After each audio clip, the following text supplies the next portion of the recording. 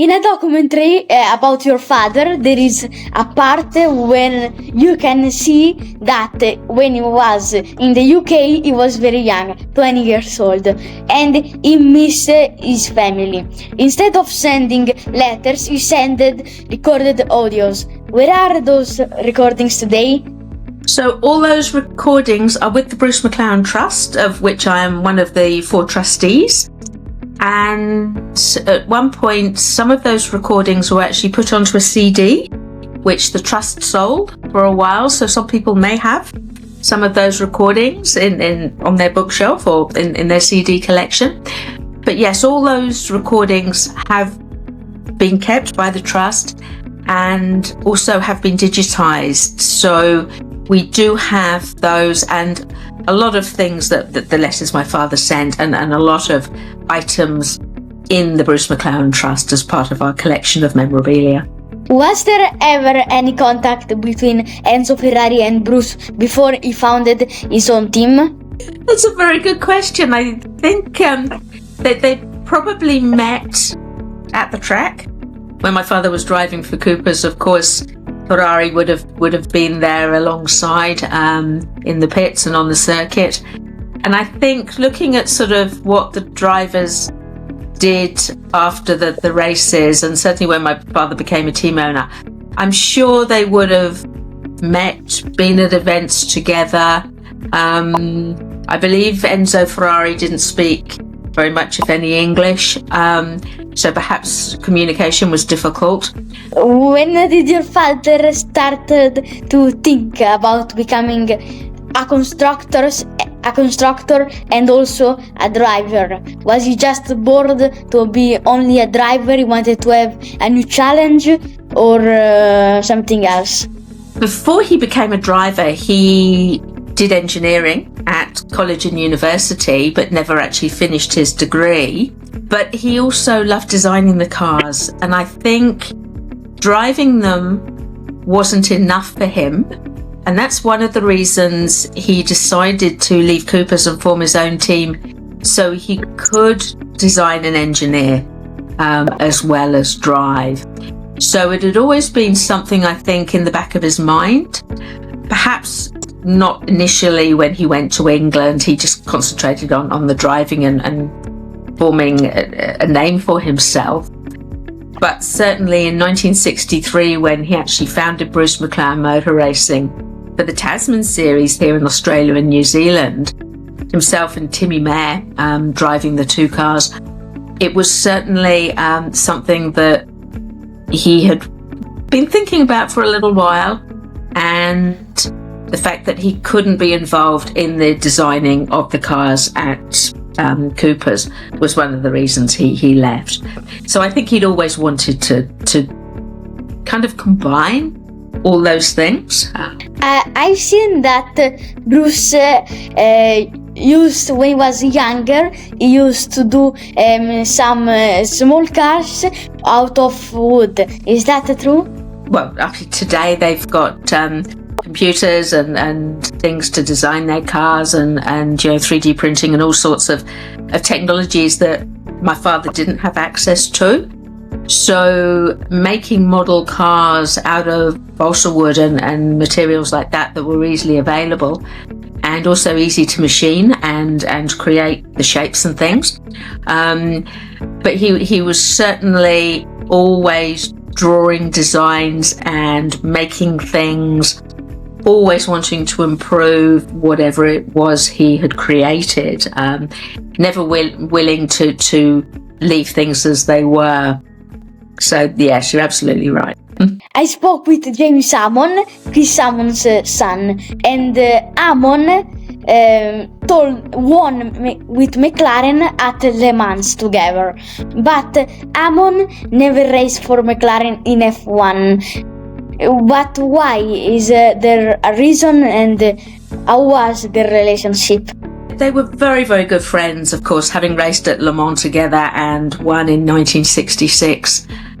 I believe that, in fact, my father had offered Chris a drive in the McLaren Formula One team in 1970. My father was having increased problems with his hip joint, from the birthdays that he had as a young boy, and was looking to actually retire from racing and do more testing and concentrate on running the team, which was becoming bigger and bigger. But of course, after he was killed, things changed, and Chris never got that drive with McLaren, unfortunately. But very good friends, my father and Chris, and I'm now very much in contact with the children, Chris's children, Georgie and the two boys. You mentioned that Bruce died in 1970. The car that was supposed to race in America was rebuilt in 14 days and driven by Danny Hulme, who had his hand burns, so he had to skip the test.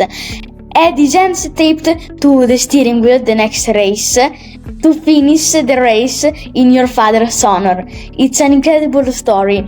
Are you still in contact with Danny Hulme's family? Yes, it's an amazing story. I mean, Danny was so brave. As you say, his hands were badly burnt. As soon as the news came through to the house and my mother what had happened, Danny came round. He was a very, very good friend to my mother over the years. And then he and the family moved back out to New Zealand. Once I came back out to New Zealand, I was able to see much more of Adele Hulme, his daughter, and her husband Mike. And we live about an hour from where they are, and we see each other regularly. And lovely family. She has children, and very fond of all them too. So the relationship sort of with what they call the trio at the top, my father, Danny and Chris, a month ago, 6 weeks ago, they actually unveiled a statue of Chris Amon in his hometown in Bulls in New Zealand. Children were all there. So myself, two of Chris's children, Alex was in England, so he wasn't able to make it over. And Adele and her husband Mike were there as well. And so it was lovely for the three children of the trio at the top to sort of all be together. And it was a lovely evening. We went out for dinner and shared lots of stories. And we're planning on doing it every year. The three families will get together. You are a part of McLaren Trust.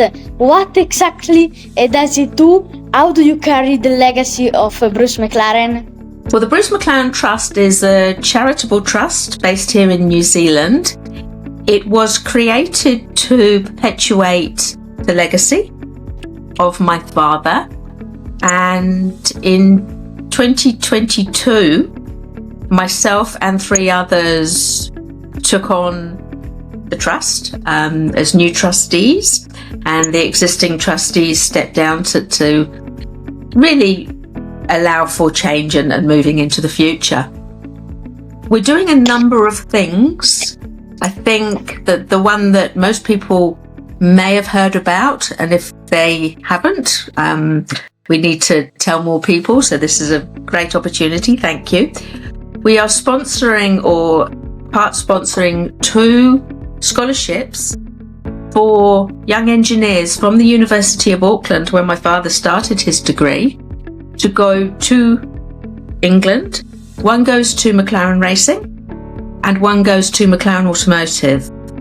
And they're there for 12 weeks, or 10 weeks, and it's a highly sought after scholarship, and it is a way of getting young New Zealanders out onto sort of the global stage and into somewhere that's very difficult to get a job at. You know, Formula One and automotive are, especially the high-end automotive such as McLaren, difficult places to get into. And a number of the young engineers that have gone over on that scholarship have subsequently been offered a job.